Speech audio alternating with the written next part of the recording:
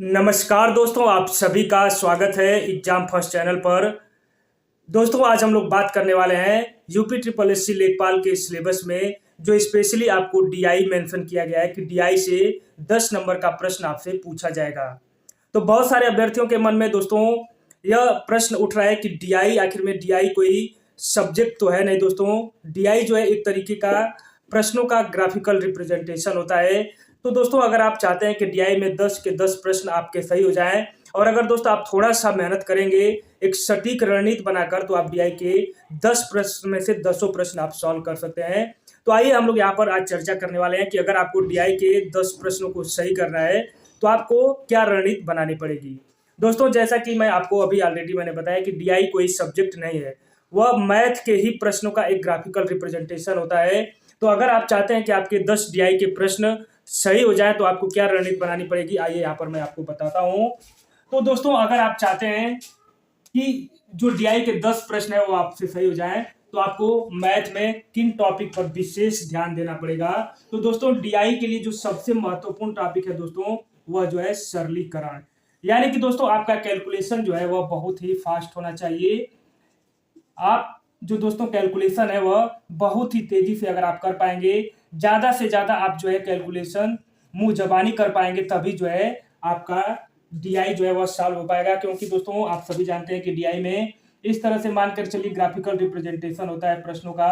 मान के चलिए कि यहाँ पर इस तरह से आपसे प्रश्न दे दिया गया और यहाँ पर बड़ी बड़ी संख्याएं लिख दी गई। मान के चलिए यहाँ पर 75,000, 7500, मतलब इसी तरह आपकी कोई संख्या ने पूछ दिया औसत।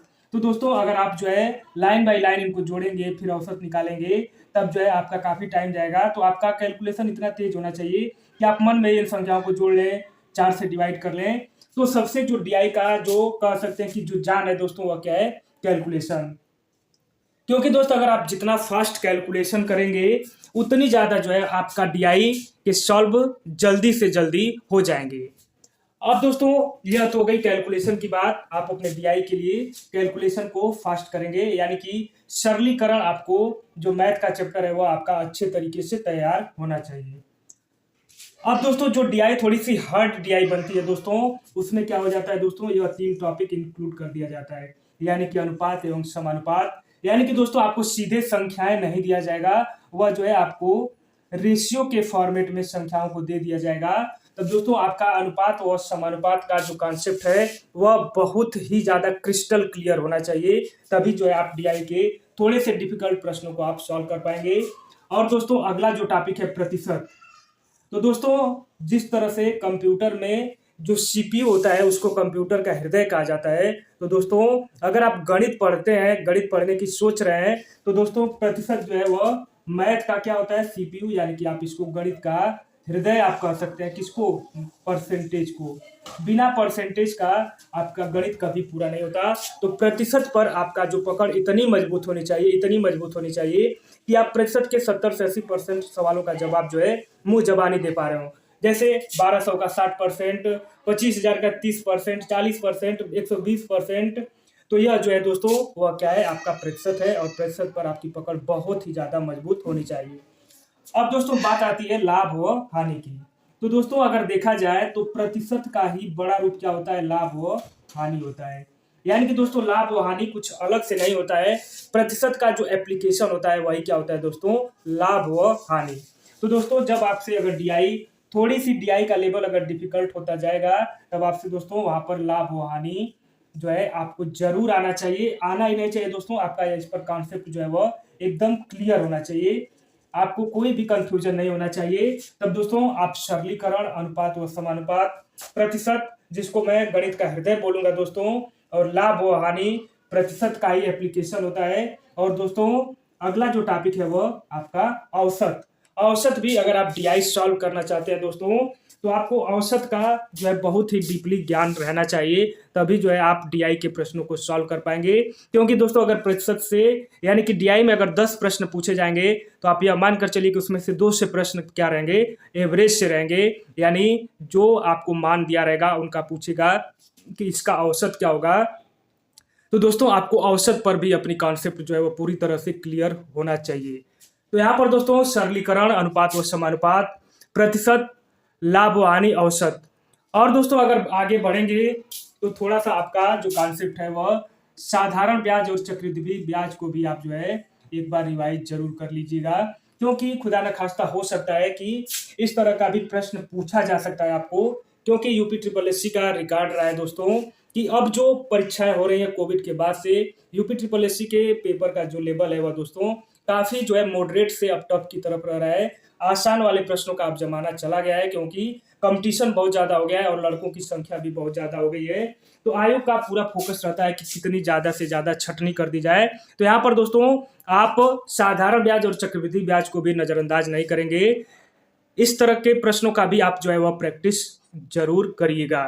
तो यहाँ पर दोस्तों मैंने जो कुछ महत्वपूर्ण टॉपिक्स थे डीआई को लेकर, क्योंकि मैं आपको ऑलरेडी बता चुका हूं कि डीआई कोई सब्जेक्ट नहीं है, यह गणित के ही प्रश्नों का ग्राफिकल रिप्रेजेंटेशन होता है। यानी कि प्रश्न आपको सीधे फॉर्मेट में नहीं पूछे जाते, प्रश्नों को इस तरह से डिजाइन किया जाता है कि उनको एक ग्राफ या टेबल में आंकड़ों को व्यवस्थित कर दिया जाता है। और लेकिन उसका जो टॉपिक क्या होता है उसमें सरलीकरण, औसत, अनुपात व समानुपात, प्रतिशत, लाभ व हानि, साधारण ब्याज और चक्रवृद्धि ब्याज, इन्हीं सबों से सब्जेक्ट से प्रश्न वो पूछे जाते हैं। आपको 1 से 2 प्रश्न औसत का मिल जाएगा, 1 से 2 प्रश्न आपको प्रतिशत का मिल जाएगा, जैसे प्रतिशत वृद्धि, प्रतिशत हानि, 2 से 3 अनुपात व समानुपात का प्रश्न आपको मिलेगा। तो आपका दोस्तों इन सब टॉपिक पर पकड़ जो है वह मजबूत रहनी चाहिए। तो एक बार फिर से आप देख लीजिए कौन कौन सा टॉपिक आपको मजबूत रहेगा। सरलीकरण यानी कि आपकी कैलकुलेशन, दूसरा है अनुपात व समानुपात, तीसरा जो है प्रतिशत जिसको मैं मैथ्स का हर्ट बोलता हूँ, और चौथा जो है लाभ व हानि, प्रतिशत का ही एप्लीकेशन होता है दोस्तों लाभ व हानि, औसत, साधारण ब्याज और चक्रवृद्धि ब्याज। तो इस तरह से आपका 7 टॉपिक जो है वह मजबूत रहना चाहिए, क्योंकि इसी से आपको प्रश्न जो है वह डीआई में देखने को मिलेगा।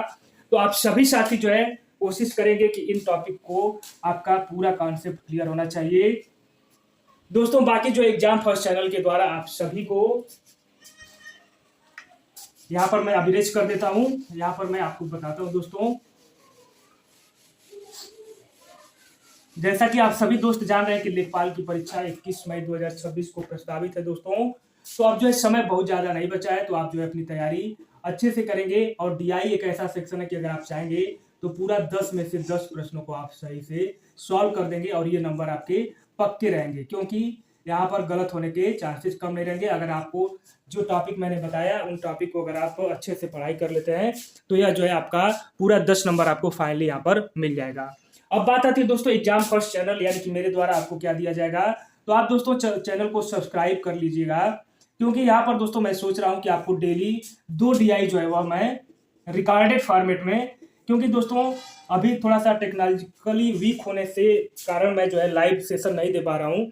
तो यहाँ पर दोस्तों मैं आपको 2 डीआई का जो है सेट जो है डेली रिकॉर्डेड फॉर्मेट में दूंगा। तो आप जो है दोस्तों वीडियो में एग्जाम फर्स्ट चैनल पर जा करके और वहां से इन रिकॉर्डेड वीडियो को आप देख लेंगे। तो दोस्तों अगर हम 25-30 प्रश्न क्लास भी इस तरह का ले लेते हैं तो आपका डीआई पर पकड़ मजबूत हो जाएगा। तो मैं आप सभी से उम्मीद करूंगा कि आप जरूर, जो लोग भी मेरा वीडियो देख रहे हैं, यूपी ट्रिपल एससी लेखपाल परीक्षा मुख्य परीक्षा की तैयारी कर रहे हैं 21 मई 2016 को 26 की, तो वह सभी लोग एग्जाम फर्स्ट चैनल को जरूर सब्सक्राइब कर लेंगे। तो दोस्तों आप सभी से रिक्वेस्ट रहेगा कि आप लोग चैनल के सब्सक्राइब जरूर कर लीजिएगा, और दोस्तों चैनल को सब्सक्राइब जरूर कर लीजिएगा, वीडियो को लाइक कर दीजिएगा दोस्तों, और अपना कमेंट बॉक्स में कमेंट में लिखिएगा कि क्या यह जो रणनीति रहेगी वह सही रहेगी या नहीं। तो आप सभी साथी जरूर जो है जुड़ेंगे चैनल से, और जो है डेली डीआई आपको डाला जाएगा तो वहां से भी आप प्रैक्टिस करेंगे। बाकी दोस्तों आप सेल्फ जो मैंने आपको टॉपिक बताया है उन टॉपिक की आप सभी भी तैयारी करेंगे। तो दोस्तों मिलते होंगे एक अगले वीडियो में, तब तक के लिए आप सभी दोस्तों का बहुत बहुत धन्यवाद। नमस्कार।